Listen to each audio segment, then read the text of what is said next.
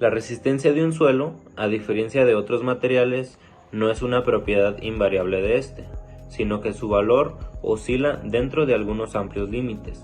Esto va a depender de las condiciones impuestas en cada caso. El ensayo de compresión triaxial tiene como finalidad u objetivo determinar el máximo esfuerzo producido en una masa del suelo a ser sometida a cargas axiales. Esto va a reproducir las condiciones del terreno, aplicando sobre las muestras presiones de compresión y de confinamiento. También es posible calcular la presión de los poros. Por estas razones, este tipo de prueba es muy importante para la ingeniería, ya que nos va a indicar la resistencia que tiene el suelo frente a una carga. Esta prueba es muy empleada para el cálculo de todo tipo de condiciones del terreno y también para cimentaciones, sean superficiales o sean profundas. En el aparato de compresión triaxial se intenta copiar las tensiones originales ejercidas en el suelo. Para esto utilizamos la presión hidrostática, la cual es por medio del agua con la que se rellena la cámara donde se encuentra la muestra. A esta presión le vamos a denominar presión externa. También se le aplica una presión vertical por medio de un pistón ajustado de forma cuidadosa. Ambas presiones se les denomina presiones totales.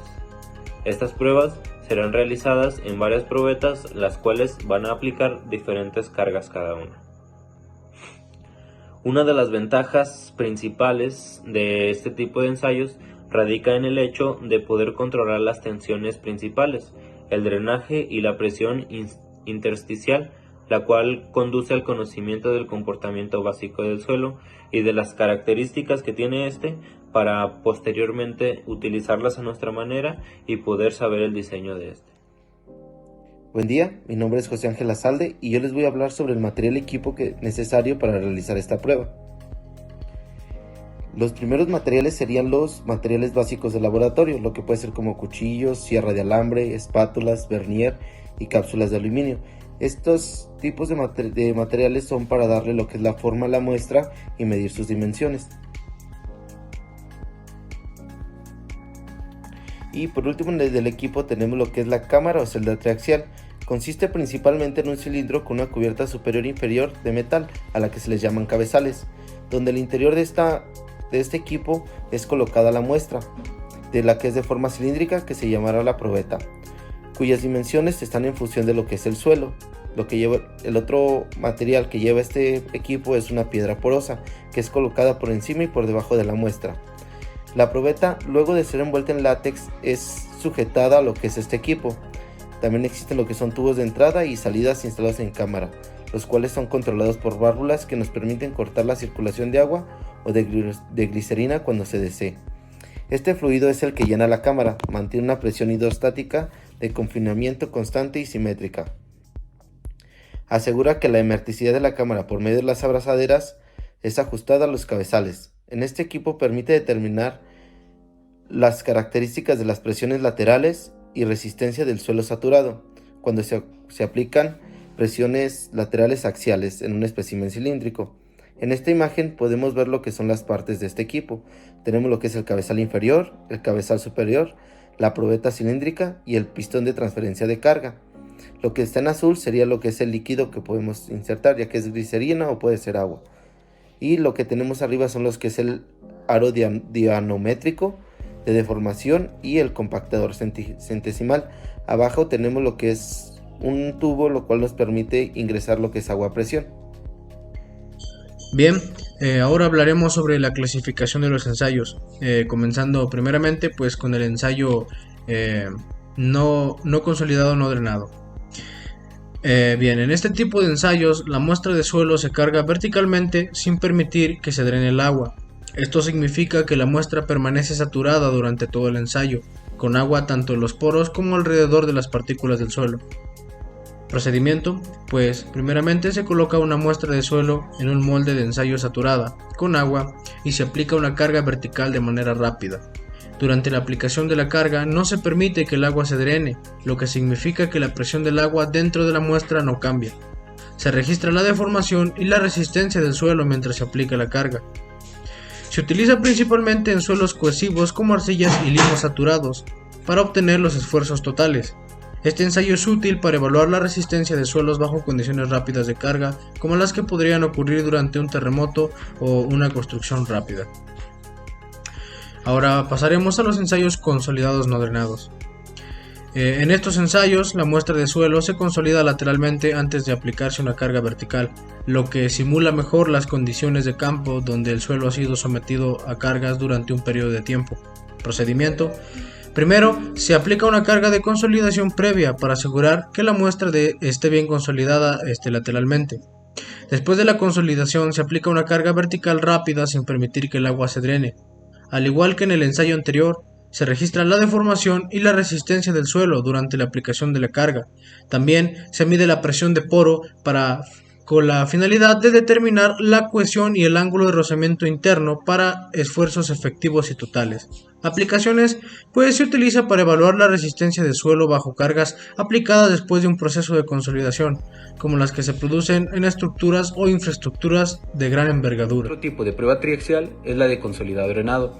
Es una prueba lenta donde se permite el drenaje libre durante todo el transcurso del ensayo, logrando la consolidación completa del suelo bajo los distintos estados de carga al que se le somete. Se utiliza principalmente en suelos granulares. En primer lugar, se aplica al suelo una presión hidrostática hasta que se complete la consolidación. Al restablecerse el equilibrio estático interno, las fuerzas exteriores van a ser esfuerzos efectivos que estarán actuando sobre la fase sólida del suelo, siempre que los esfuerzos neutrales del agua correspondan a la condición hidrostática. Luego se aplica la carga axial en pequeños incrementos que llevan a la muestra a la falla. Cada carga axial se debe mantener en tiempo necesario para que la presión del agua sea cero. Además de los tres tipos principales de ensayo triaxiales hablados anteriormente, hay otros tipos que se pueden realizar, como lo sería el ensayo triaxial verdadero. Esto es un tipo de ensayo mecánico de laboratorio que se utiliza para determinar las propiedades de la resistencia al corte de los materiales, como suelos y rocas. La prueba se realiza aplicando diferentes niveles de esfuerzo a una muestra de material mientras se confina en una cámara triaxial. La diferencia clave entre el ensayo triaxial verdadero y otros tipos de ensayos triaxiales es que aplican esfuerzos a la muestra en tres direcciones ortogonales. Esto permite una medición precisa de la resistencia al corte del material. Los resultados de los ensayos triaxiales verdaderos se pueden utilizar para generar envolventes de falla, que son gráficas que muestran la resistencia al corte de un material en diferentes estados de esfuerzo. Estas envolventes de falla se pueden usar a una vez diseñar la estructura que puedan soportar las cargas esperadas. Y por último tenemos el ensayo triaxial de condición final libre. Este es un tipo de ensayo mecánico de laboratorio que se utiliza para estudiar el comportamiento post-falla de los materiales. La prueba se realiza aplicando un esfuerzo axial a una muestra de material mientras se confina en una cámara triaxial. Se permite que la muestra se deforme libremente durante la prueba. Los resultados de los ensayos triaxiales de condición final libre se pueden utilizar para comprender cómo se comportan los materiales después de haber fallado. Esta información se puede utilizar para diseñar estructuras que pueden resistir el colapso progresivo. Hola compañeros, yo soy Rubén Avitia y por último les voy a hablar sobre los datos que se obtienen y qué se calcula con ellos. A partir de los datos obtenidos es posible determinar los parámetros fundamentales del material sobre la muestra, incluidos los ángulos de resistencia al corte, los de la dilatación y la cohesión aparente. Estos parámetros se usan luego en modelos de computadora para predecir cómo se comportará el material en una aplicación de ingeniería a mayor escala, como por ejemplo predecir la estabilidad del suelo en un talud, si colapsará o si soportará los esfuerzos de corte y permanecerá en su lugar. Estos resultados se muestran y determinan predicciones en la ingeniería. Con los datos obtenidos, que son de tres pruebas, la primera es ensayo sin consolidación ni drenaje, el segundo es ensayo con consolidación, saturación, rotura sin drenaje y medida de la presión intersticial, y el tercer ensayo con consolidación, saturación, rotura con drenaje y medida del cambio de volumen. Los resultados se dan por impresora en forma de tablas y también en forma gráfica. El sistema puede procesar los tipos de ensayo mencionados con distintas opciones de consolidación y saturación.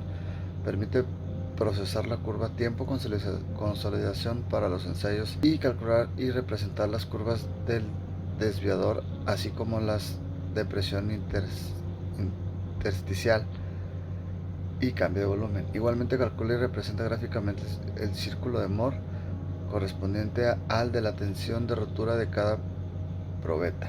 Los datos que se obtienen son almacenados en un archivo de donde se extraen para procesarlos y obtener los resultados finales. Estos resultados se obtienen, más bien se grafican por medio de distintos programas, los cuales facilitan y ayudan a